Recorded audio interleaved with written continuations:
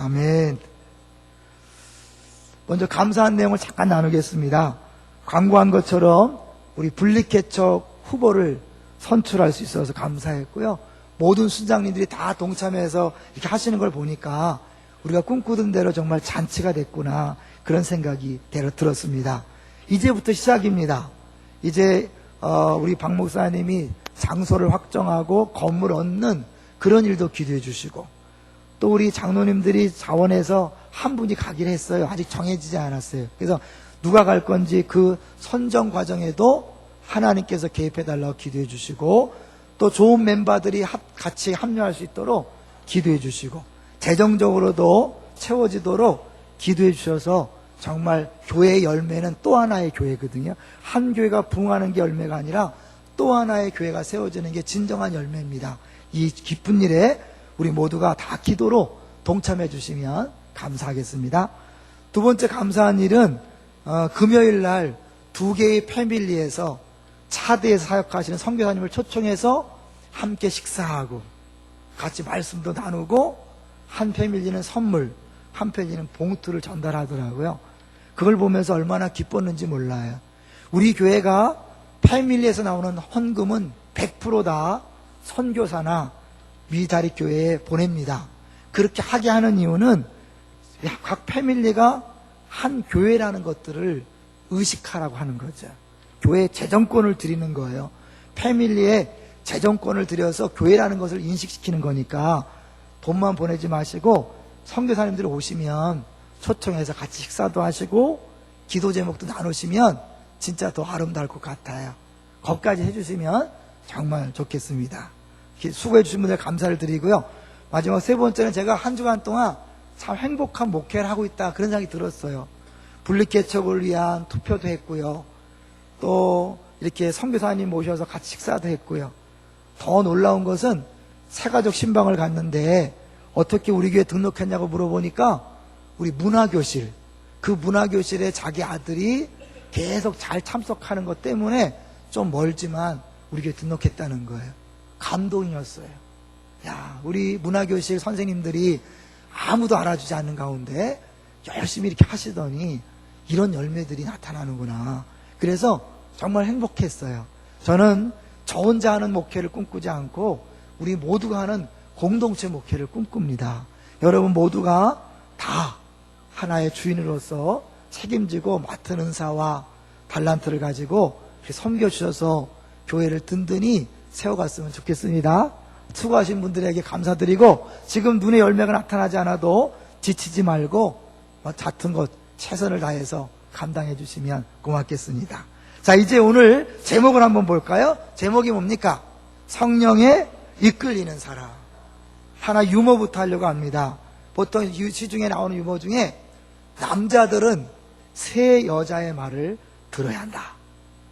첫 번째, 결혼하기 전에는 엄마의 말을 들어야 하고 결혼한 후에는 아내의 말을 들어야 한다. 그 세 번째는 누구죠? 운전할 때는 내비게이션의 안내양의 말을 들어야 한다. 이게 그대로. 근데 골프 치는 사람들은 또 다른 버전을 갖고 있더라고요. 엄마는 빼버리고 집에서는 아내의 말을 들어야 하고, 운전할 때는 내비양의 말을 들어야 하고, 골프장에서는 캐디의 말을 들어야 한다. 이렇게 또. 그랬더니 어르신들, 나이 많으신 어르신들은 또 달라요. 역시 엄마가 빠지고 아내의 말을 들어야 되고, 또 내비의 말을 들어야 되고, 며느리의 말을 들어야 한다. 이렇게 하시더라고요. 이게 아마 다 다른 것 같아요. 근데 여기에 저는 예수 믿는 사람이라면 꼭 들어야 될 음성이 하나 더 있다고 말씀드리고 싶습니다. 누구의 음성일까요? 우리 안에 계신 성령님의 음성을 듣고 그 말씀대로 살아야 합니다. 그것이 오늘 제목에 나오는 성령에 이끌리는 사람입니다. 어떤 사람이 성령에 이끌릴 수 있는가? 우리 14절을 볼까요? 14절 같이 읽습니다. 시작. 무릇 하나님의 영으로 인도함을 받는 사람은 곧 하나님의 아들이라. 사실은 아무나 성령의 인도함을 받는 게 아니에요. 하나님 아들 된 사람, 구원받아서 하나님 아들 된 사람만이 하나님의 영의 인도함을 받을 수 있어요. 왜요? 하나님 아들에게만 하나님의 성령이 거하시기 때문에 그렇습니다. 잠깐 한번 묻습니다. 여러분은 하나님의 자녀 맞습니까? 그렇다면 여러분 안에 성령님 분명히 거하십니까? 예, 그것이 우리가 하나님의 아들이라는 증거죠. 성경이 그렇게 말씀했습니다. 누구든지 성령이 아니고서는 예수를 그리스도라 고백할 수 없다고 얘기했습니다. 그러니까 내가 예수를 믿고 하나님 자녀가 되었다는 것은 내 안에 성령이 계신다는 증거인 거예요. 그런데 이렇게 성령이 거하시지만 어떤 사람은 여전히 성령의 말씀을 듣지 않고 자기 육신대로 사는 사람이 있고 성령의 음성을 듣고 사는 사람이 있어요.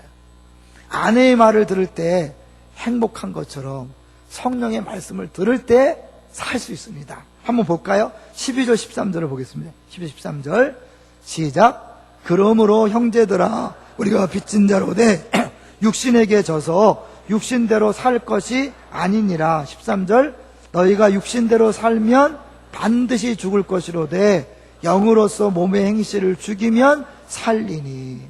지난주 설교를 기억하십니까? 우리의 현재 삶은 뭐라고요? 성령의 말할 수 없는 탄식으로 기도한 그 기도 응답의 결과로 주어진 것이니까 내게 주어진 삶은 하나님 보시기에 최상의 삶이다. 기억나시죠? 그런데 우리에게 주어진 최상의 삶 가운데 우리가 해야 될 일이 있어요. 뭐냐면 에덴 동산에서 아담과 하와가 선악과와 생명나무 둘 중에 하나를 택한 것처럼 우리가 살아가면서 이제 우리 안에 성령의 소욕을 따라 성령의 음성대로 살 것인가 아니면 여전히 육체의 욕심대로 살 것인가를 선택해야 돼요. 근데 만약에 육체의 욕심대로 살면 여기 뭐예요?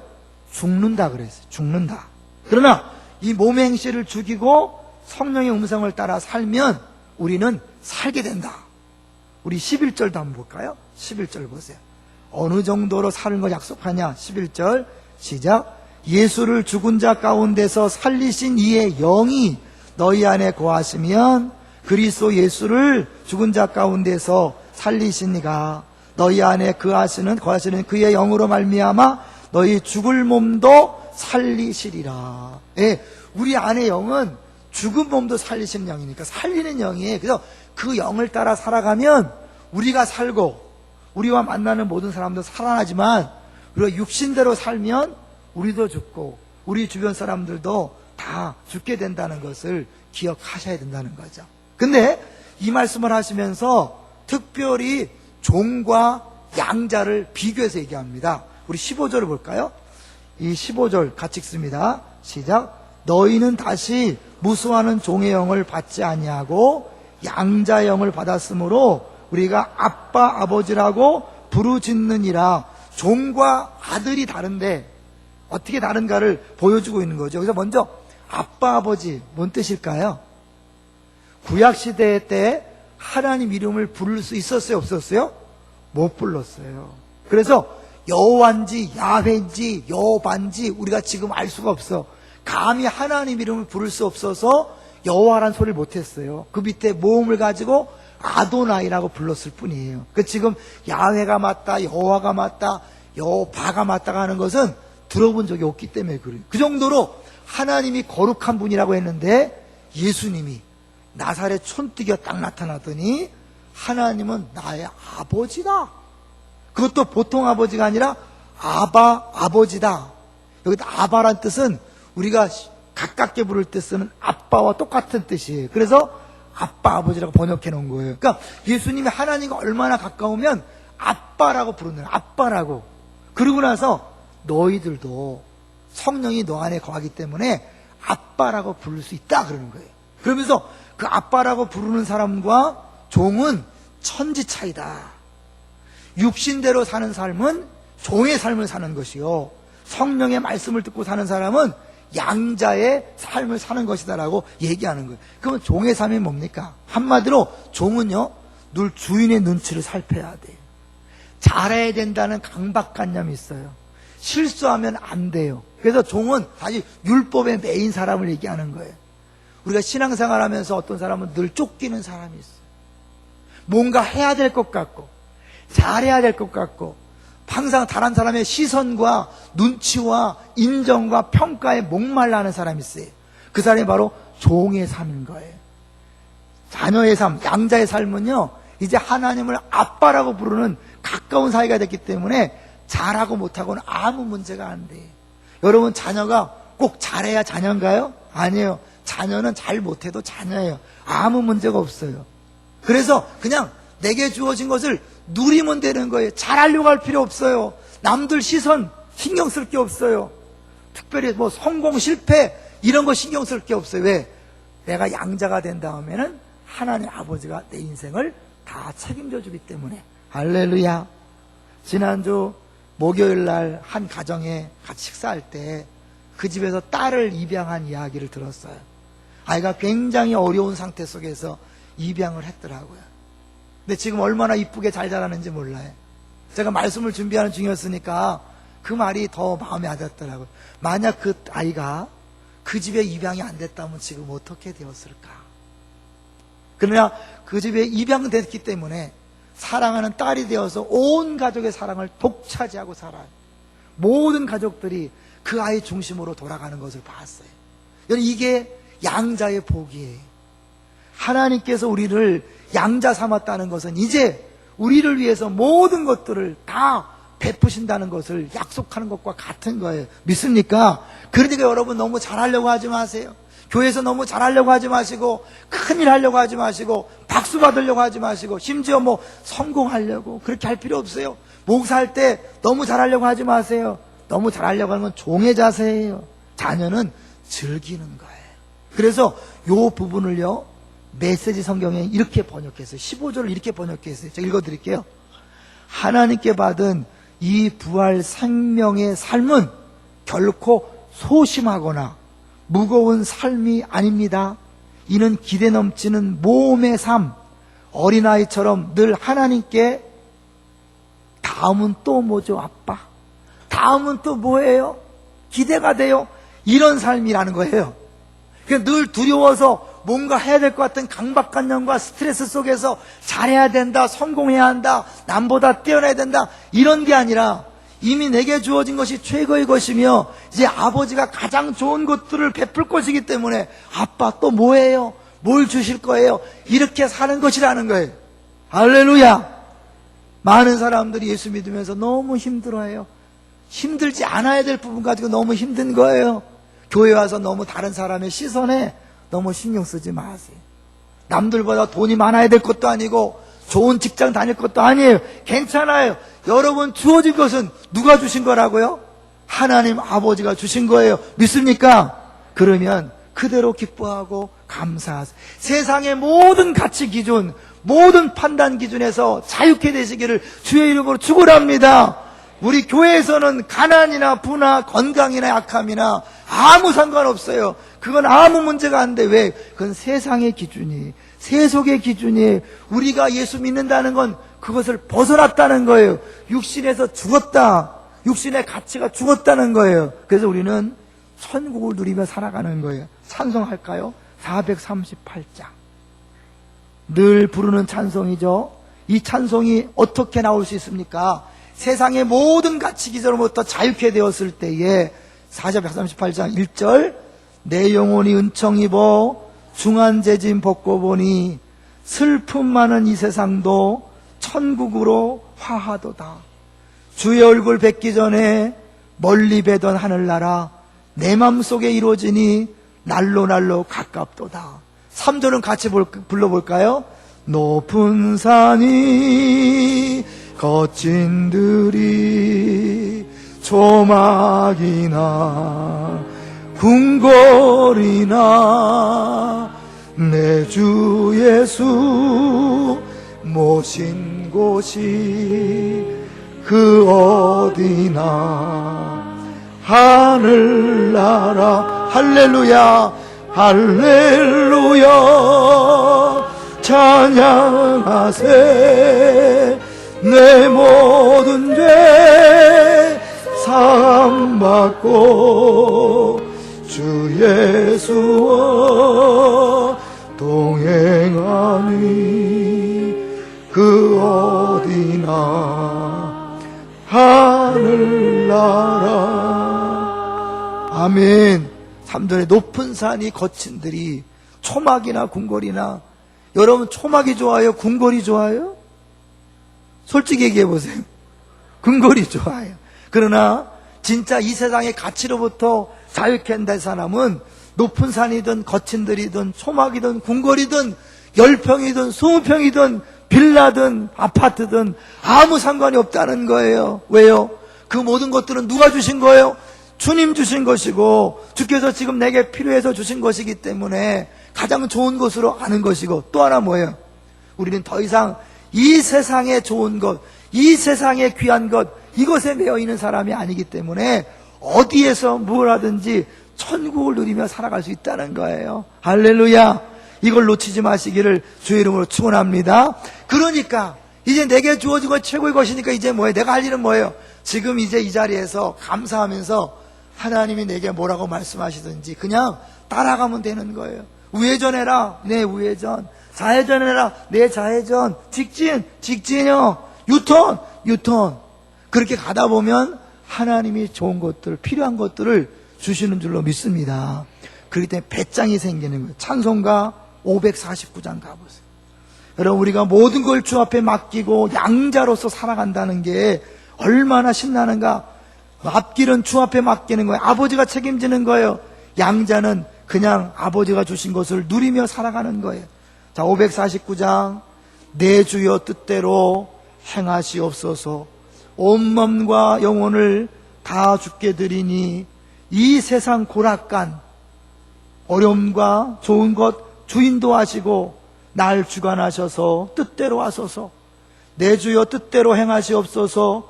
큰 근심 중에도 낙심케 마소서. 주님도 때로는 울기도 하셨네.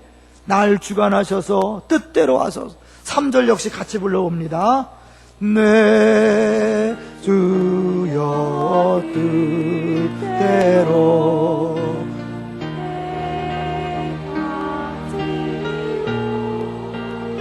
내 모든 일들을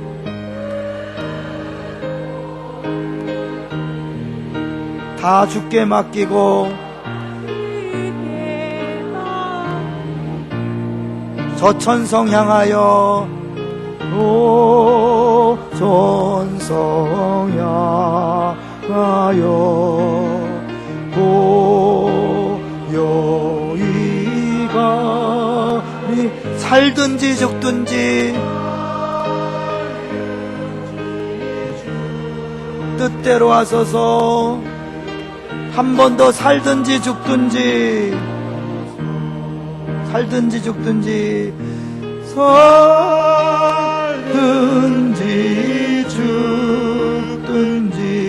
뜻대로 하소서. 살든지 죽든지 뜻대로 하소서. 나는 하나님이 나의 아버지인 걸 믿습니다. 그렇기 때문에 나에게 가장 좋은 것을 주실 줄로 믿습니다. 주님이 인도하시는 대로 가는 거예요. 살든지 죽든지 그것이 주께서 주시는 최고의 것이라면 기쁨으로 따라가는 거예요. 여러분, 고집피지 마세요. 여러분이 원하는 거, 원하는 뜻대로 살려고 하지 마세요. 그거는 망하는 길이에요. 내가 비록 힘들게 보이고 어렵게 보여도 주님이 인도하시는 대로, 성령께서 말씀하시는 대로 가세요. 거기에 행복이 있고 생명이 있고 자유가 있는 줄로 믿습니다.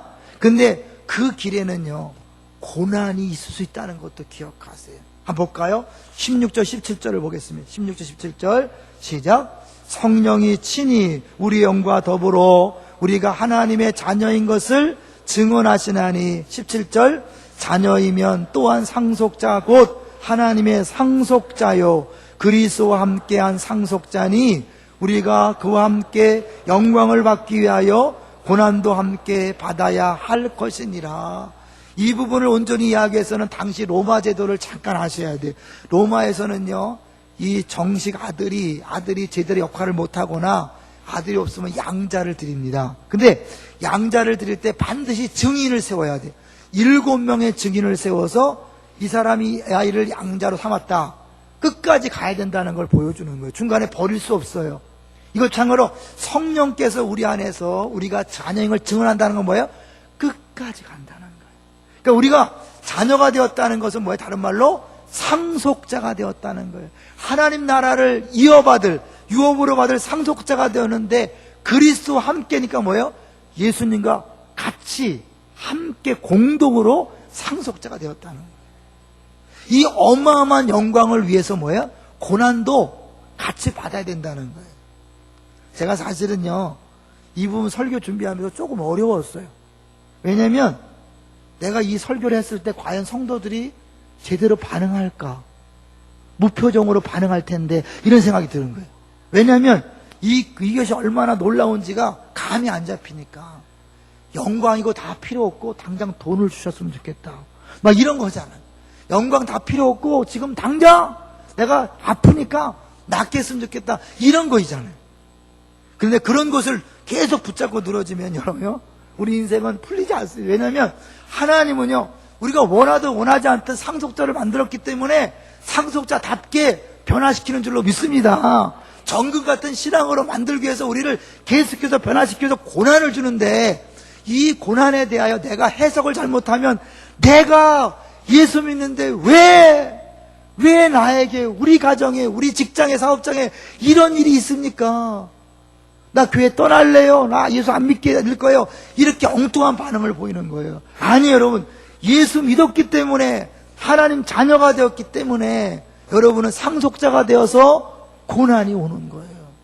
예수님께서 그리스도가 이런 고난을 받고 자기 영광에 들어가야 할 것이 아니냐 하시고, 또 로마서 5장 2절에 보니까 또한 그로 말미암아 우리가 믿음으로 서 있는 이 은혜에 들어감을 얻었으며 하나님의 영광을 바라고 즐거워하느니라. 다만 이뿐 아니라 우리가 환난 중에도 즐거워하나니 이는 환난은 인내는 연단은 소망을 이루는 줄 알미로라. 이 영광을 바라볼 수 있어야 우리가 지금 환난 중에 기뻐할 수 있는 거예요. 영광을 못 보면 왜 나에게 주님 뭐 하시는 거예요? 늘 불평하면서 원망하고 살게 된다니까요.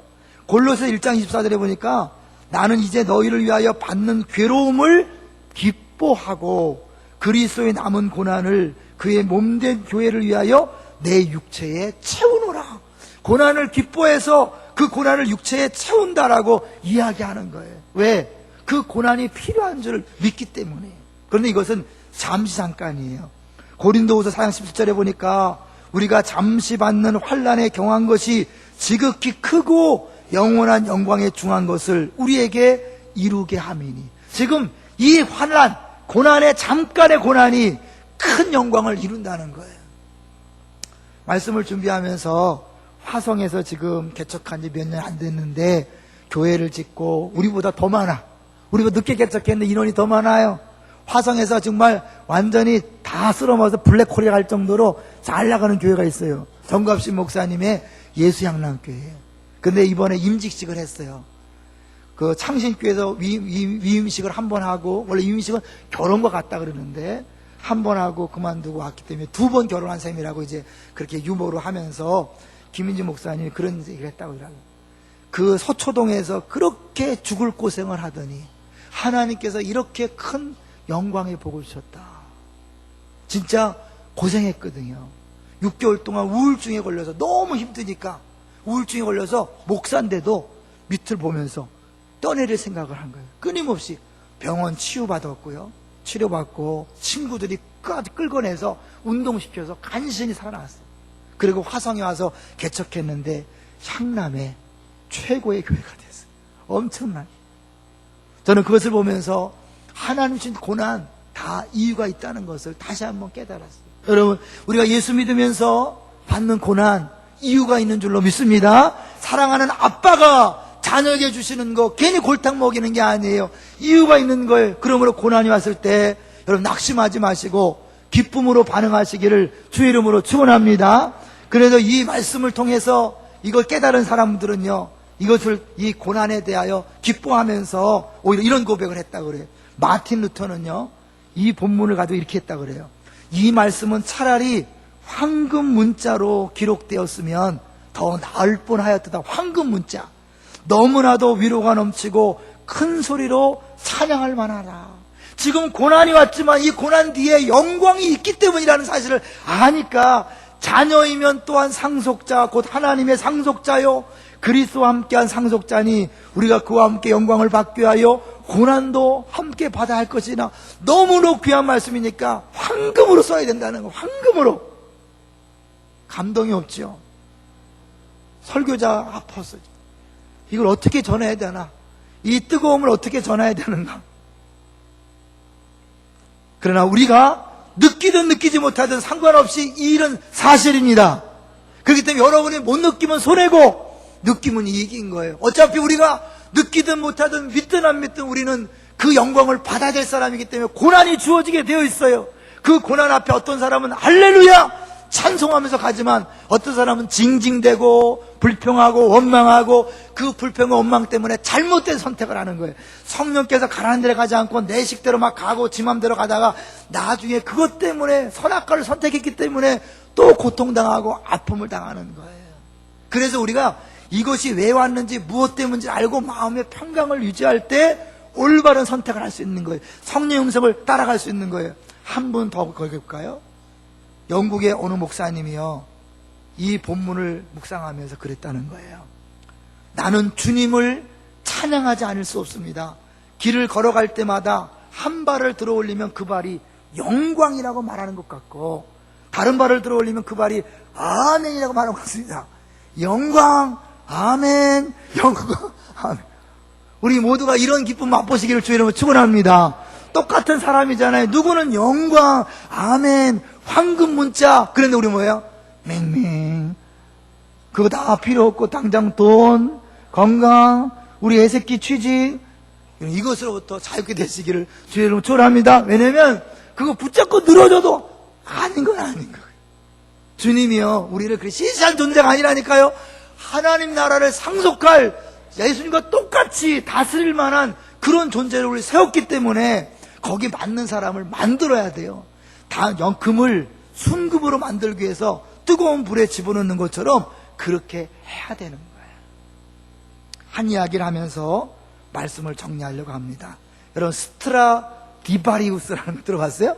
스트라디바리우스 바이올린 하나에 최소한 150억에서 200억 한 대당. 그게 왜 이렇게 귀하냐면 몇 대 안 돼요. 그리고 지금은 300년이 지났는데 똑같은 걸 만들래야 만들 수가 없는 거예요. 그래서 이게 가치가 어마어마해. 사람들이 이것을 연구했어요. 왜 이렇게 소리가 다를까? 근데 그동안은요, 이걸 부술 수 없으니까, 분해할 수 없으니까 연구가 잘 안 된 거예요. 근데 이제 컴퓨터가 발달하면서 이걸 스캔하면서 그 안에 걸 살살 잡혔어요. 그래서 최근에 그 비밀을 밝혀냈다는 거예요. 인디펜던트라는 영국의 유력 일간지에 이런 말이 나왔어요.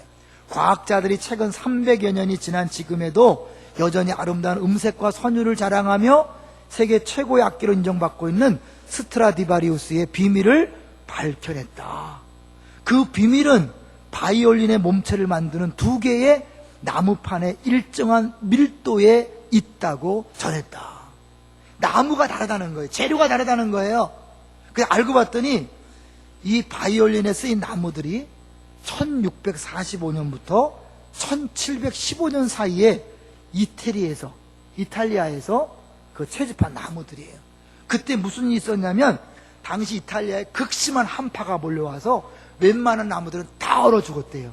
근데 얼어 죽지 않고 살아남은 나무들도 추우니까 조금씩 자라면서 그게 조금씩 늦게 자라니까 이 밀도가 아주 밀도 있게 골고루 됐다는 거예요.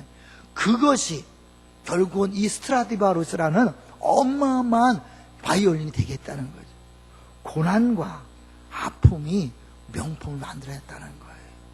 하나님 우리를 귀하게 쓰시기 위해서, 상속자로 세우기 위해서 우리에게 고난을 주시는 줄로 믿습니다. 이제 여러분이 주어진 고난과 아픔을 만끽하고 오히려 그것을 누리시기를 주의 이름으로 축원합니다. 어려울 때 막 쩔쩔매지 마시고, 그래 와라, 이거 끝나면 내가 멋진 사람이 될 거야. 그리고 어때요? 내 안에 성령께서 말씀하시는 대로 그냥 한 걸음 한 걸음 가세요. 이 고난이 언제까지 될까? 잘못되면 어떡하지? 우리 집은, 우리 직장은, 사업장은, 우리 가정은 잘못되면 걱정하지 마세요. 누가 책임진다고요? 양자로 삼으신 아빠가 책임질 줄로 믿습니다. 걱정은 종들이 하는 거예요. 신경 쓰는 건 종들이 하는 거예요. 아빠 앞에 그 다음에 뭐죠? 그냥 하루하루 가보세요. 여러분이 감당치 못하면 빨리 끝날 것이고, 감당할 거 더 넉넉히 승리하게 하신 다음에 멋진 영광을 누리게 될 줄로 믿습니다. 주보를 보시죠.